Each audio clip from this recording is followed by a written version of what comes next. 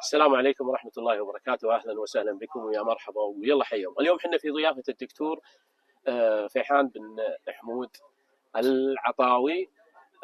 طبعا يا جماعة الخير، وكيل إمارة الباحة سابقا. اليوم حنا في ضيافة، طبعا حنا شبكة المجد برنامج زمان الأجاويد، والأجاويد مستضيفنا اليوم. ويا هلا ويا مرحبا بكم وأهلا وسهلا بكم، تفضلوا معنا. اليوم معنا الدكتور فيحان بن حمود العطاوي مستضيفنا ما شاء الله اليوم في هذا المخيم الجميل.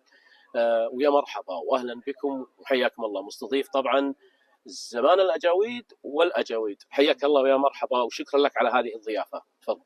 الله يحييك اخوي، طول عمرك، والشكر لله لكم انتم اللي كرمتمونا بمجيئكم الى هالمخيم الذي يشرف بجيتكم الحقيقه. ولا شك يعني فرحتنا غامره بوجود هالحوادث الغامره، وحنا كلنا هذا يجسد التلاحم الوطني، التلاحم بين ابناء الوطن، لاننا في هذا البلد الكريم قبيله الوطن.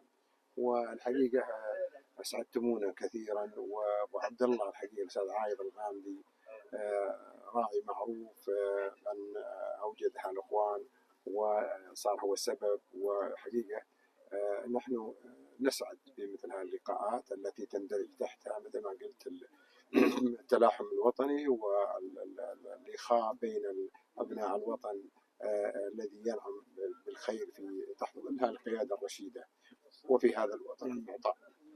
الله يعطيك العافيه دكتور. ما تشرفت بالعمل في إمارة منطقة الباحة، كنت وكيل الإمارة للشؤون التنموية فترة، ثم من بعدها كلفت بعدة محافظات، منها محافظة الحجرة ومحافظة المخواة ومحافظة العقيق.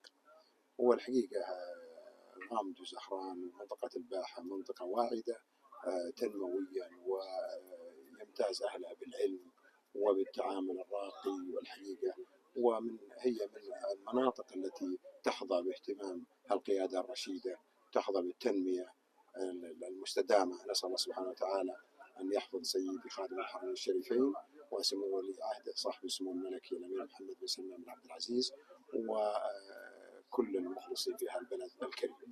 الله يعطيك العافيه دكتور، وحنا كذلك نشكرك على هذه الضيافه اليوم ونقول لك بيض الله وجهك. ابو عبد الله ما قصر اليوم، قال الدكتور عزمكم يا زمان الاجاويد، قلنا نجي حنا والاجاويد. الله يعطيك العافيه، وكذلك جايين معانا مديرنا. الله يحييكم جميعا واسعد ليله وبيض الله وجيهكم. وجه ابو عبد الله استاذ عايض هو يعني ما يحتاج رجل دائما له مغانم الحقيقه، ودائما له علاقات كبيره وله علاقات واسعه مع الطيبين، ويشارك في الإصلاح، يشارك في يعني فعاليات دائما. كان عنده فرقة اسمها ساعة وساعة بين الأنس والطاعة على منهج السنة والجماعة. وأبو عبد الله الحقيقة رجل يمتلك روح رياضية، يمتلك روح رياضية عالية، يمتلك قدرات ومواهب، ومحب لكل من يعرفه الحقيقة. الله يعطيك العافية دكتور، شكرا لك. كذلك احنا نشكر الدكتور اليوم وهو اللي قايم في ضيافتنا. عبد الله يلا حيه. يلا ابو عبد الله زميل وصديق، وسبق ان عملنا انا وياه في عده قنوات. الدكتور اليوم داعينا في مخيمه في الرياض، داعي زمان الاجاويد. طبعا مندوب حقنا انت ابو عبد الله. الله يعطيك العافيه يا ابو عبد الله، وسعيدين والله في وجودك ووجود الشباب اليوم الزملاء، وكذلك وجود الدكتور. اولا بسم الله الرحمن الرحيم، الحمد لله والصلاه والسلام على اشرف الانبياء والمرسلين سيدنا محمد وعلى آله وصحبه أجمعين. تربطني بالدكتور فيحان بن حمود العطاوي العتيبي أبو تركي علاقة وصداقة قوية جدا، محبة، ورأيت في هذا الرجل كرامة وشهامة العرب، بل محب للرجال اللي تعرف عليهم. وجيت زيارة والله إني أبغى زيارة خاصة مني أنا، له محبة واشتياق. وتعالي في يوم جيته وجلست عنده واشترطت عليه والله إنه لا يكلف، قال ابشر تعال. ويوم جلسنا وسولفنا قبل أسري قال والله أن يكتب عشاك وعشاه زملاك الأجاويد كلهم يا أبو تركي. قال ولا تتكلم، الربع أنا مسؤول فيه مسؤولين، وقال أعطيهم، وإن بغيت أجيهم للقناة جيت. الرجال أنا من متابعين لهم، والله يا أبو عبد الله أنهم يستاهلون الكرامة وأنت في مقدمتهم. الله يسلمك. والحقيقة أني يعني وجدت إصراره ومحبته لكم، ولا هو بغريب على أبو تركي. يعني احنا نعرفه من يوم كان وكيل أمارة الباحة المساعد، وكذلك في المخواة والحجرة وفي العقيق. يعني حقيقة أعجز وتعجز كلماتي عن مثل شكر هذا الرجل، وهو لعل محبة أطرى ومدح زيادة في أخوه وفي والده. والدي والله يستاهل المدح، ودي إني أجي يعني نلحق شيئا من طرفه وطرف أبو تركي. أنا أقول بيض الله وجهه وكرم الله إسباله على ما فعل بنا وبزملائي، وهذا والله أنا أعتبره فخر لي وشرف أن يأتي الدكتور فيحان ويصر على زملائي تكريما لي ومحبة لي. وأنا أقول الطيب ليس غريبا على أهل الطيب. الله الله. اليوم حنا في ضيافة الدكتور فيحان العطاوي العتيبي، كذلك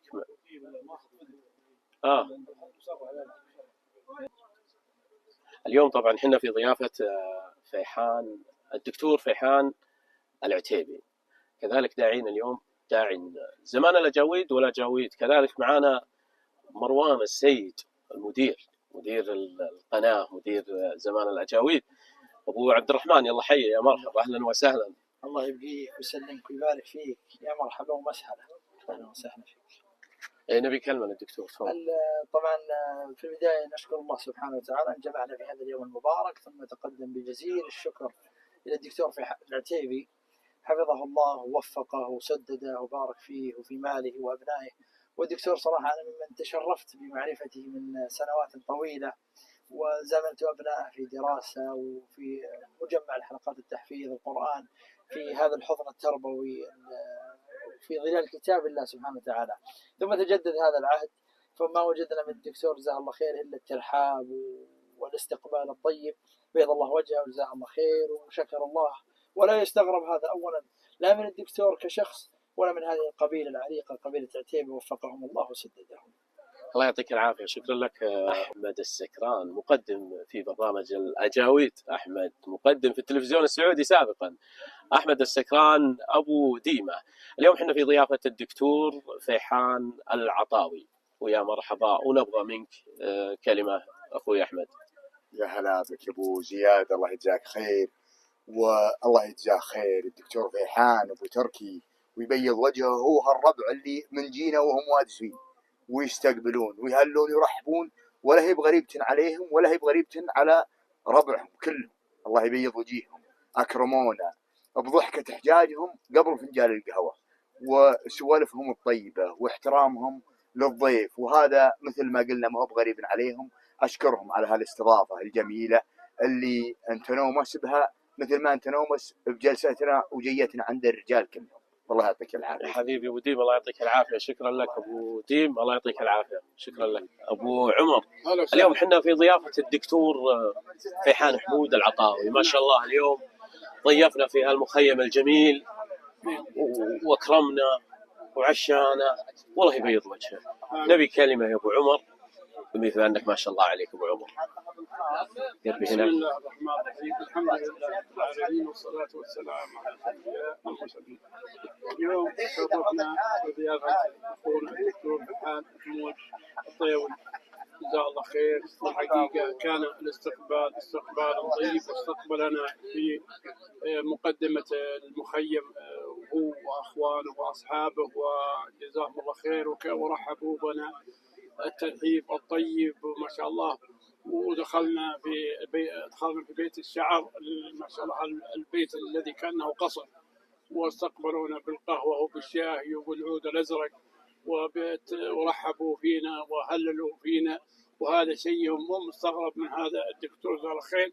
الدكتور معروف بالكرم وبالاستقبال وبالخلق الحسن وبالفزعات وبالأمور الطيبة وخصاله اللي متميز بها يعرفها الكثير من زملائنا اللي معنا، يمدحون ويثنون عليه، ولقد شاهدناها وقد رأيناها رأي العين. أبو عمر الله يعطيك العافية، ما شاء الله. فيما أنك أنت شيف يا أبو عمر ما شاء الله، شفت الطبخة اللي قبل شوي، هذه طبخة مطاعم ولا طبخة لا، هذه ليست طبخة مطاعم، إيه. هذه طبخة محلية بأيديهم جزاهم الله خير. وما شاء الله قدم لنا ما شاء الله اللحم الذي الطيب الزين المتميز، مع على كبستها الرز الجميلة الزينة. والدكتور ذا الخير قد يعني أكرمنا، وهذا يدل على كرم ونبل الدكتور أبو تركي حفظه الله.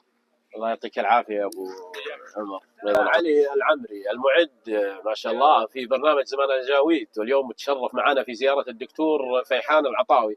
هلا والله علي، يا مرحبا، أهلا وسهلا. أنت دائما أنت المقدم، اليوم أنا المقدم عندك هنا. تفضل علي. طول عمرك يا أبو زياد، يرحم والديك. وسعدنا اليوم تشرفنا بدعوة من الدكتور فيحان بن محمود العطاوي العتيبي، الله يكثر خيره وجود عليه. وهذا المكسب من الإعلام، معرفة الرجال أمثال الدكتور، فأسأل الله أن يغنيه ويزوده من واسع فضله.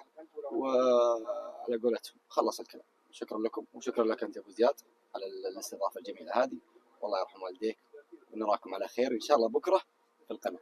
هذه الله يا أبو صالح سيف الله البلوشي. احنا اليوم في ضيافة الدكتور فيحان العطاوي. أنا أبي منك كلمة في هذه المناسبة وهذه الضيافة. تفضل أبو صالح. الله يبارك فيكم، بارك الله فيكم. فرصة طيبة، اليوم نحن في الرياض عزمنا هذا الشيخ الكريم الذي هو أكرمنا كرم العرب، معروف من حاتم الطائي ما قبل الإسلام وبعد الإسلام. فوجدنا كرم العرب والإخوة الطيبين اللي التقينا بهم، وتذكرنا خيام ربنا ذكر الخيام في الجنة، حور مقصورات في الخيام. فتاريخ العرب بالخيام، وكانوا يعيشوا هذه الثقافة القديمة. والحمد لله التقينا بإخوة الإعلاميين الطيبين والشبابهم، الله يبارك فيكم، وندعو له بالتوفيق والسداد. طبعا كانت هذه نهاية تغطيتنا لهذا اليوم. طبعا أخذنا لكم الشيء المفيد والخفيف، تقبلوا تحياتنا. شكرا للمصور عبد الله، معاي اليوم كان مصور، الله يعطيك العافية، شكرا لك، والسلام عليكم ورحمة الله وبركاته.